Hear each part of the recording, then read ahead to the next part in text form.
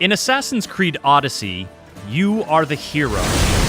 And Ubisoft Quebec worked hard to create a world where you can feel heroic.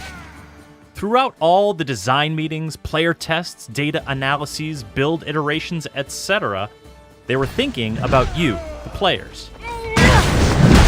They knew that by understanding how you play, they could build a better, more exciting, more immersive game. We caught up with game director Scott Phillips to get him to share some of the insights from their research. Our first topic, navigation and the kind of tools they give to players to help them get where they're going with as little friction as possible. There was an eye tracking study that Origins did early on, looking at, okay, with the minimap, where are people looking? And they weren't looking at the world, they were looking at the minimap. You're not really playing minimap the game. We want you to play Assassin's Creed the game. By putting a compass, it's something you look at less. By taking away the gold dot, you're looking for that gold dot less. You're looking at the world around you. Scott's talking about Exploration Mode, a new system the team developed for Assassin's Creed Odyssey that replaces major quest markers, those gold dots, with instructions on where to look for your objectives. Where exactly can I find the doctor? Somewhere east of Potidaya, following along the coastline. Directions like these encourage players to not only use their map and compass, but also to look around at the landscape and pay attention to landmarks. The data now shows that, slightly over half of players play with exploration mode, which I think, coming from never having anything like that before to having it, to me, that's a huge percentage. So that really shows that players do want that sense of discovery and exploration of the world. By building not just on the work of other Assassin's Creed teams, but also on their own experience as the lead studio on Assassin's Creed Syndicate, Ubisoft Quebec was able to refine familiar systems to further cultivate their ideal player experience. Take synchronization points.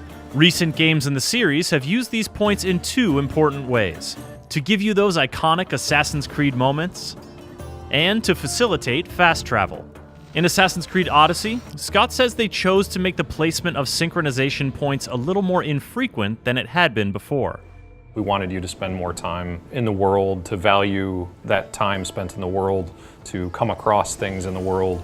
But then we also want it to be accessible and fun, and when you really just want to go back someplace, okay, I've made the effort to go and sync that point, okay, I can just go there. The accessibility of the fast travel system is one of the ways Ubisoft Quebec shows you that they value your time.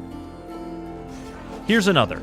Collecting the spoils after a fight by scouring the area to pick everyone's pockets individually was feeling a bit anticlimactic.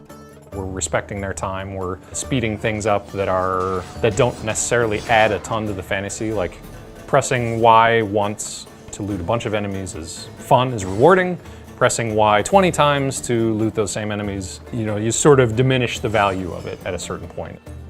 This idea of troubleshooting mechanics that don't add to the fantasy was a through line for the team that made an impact in a lot of areas. Another example is fall damage. So the fall damage was a not all that difficult decision because of our terrain and because Greece is hugely mountainous, so often you're stuck at the top of a cliff and either you're going to spend 30 seconds climbing all the way down, or you could jump down and die. It's not a great choice, and it's not a very empowering feeling. So now, over the course of your adventure, you'll progress from taking a lot of damage for a fall, to taking no damage, to being able to unleash a smashing area attack. This solution both eliminates a choice with no empowering outcomes and becomes another facet of your growth, from plucky mercenary to epic hero. But consequences can be empowering, and they're often necessary. Given that Assassin's Creed Odyssey predates the Assassin Brotherhood, they couldn't rely on desynchronizing the player as a consequence for doing something their heroic ancestor wouldn't have done, like cutting down a bunch of civilians. But the team still wanted a consequence for murderous behavior, and that's where the mercenary system came in. Run up a bounty by getting buck wild with your blade, and the consequences will come to you. Mercenaries will hunt you down by land or sea, whether you're minding your own business or already in the middle of a fight. Yes, sometimes it's going to create those why are you here sort of moments, but I think that's great because we also give you the out. We give you the way to get rid of them before, to pay them off. In a way, we need it as much as possible not to make it a frustration with the system, but a frustration of the player having not taken the time to deal with it. And how you choose to deal with your bounties and your mercenary pursuers becomes another part of your Odyssey. It's a story told through countless design decisions made with you in mind, but ultimately, it's uniquely your own.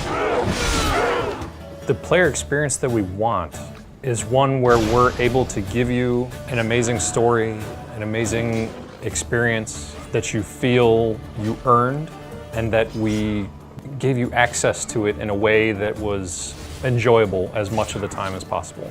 You are the hero in this game, absolutely. You are a hero in Assassin's Creed, and we want you to feel like that at every moment, like that you are awesome.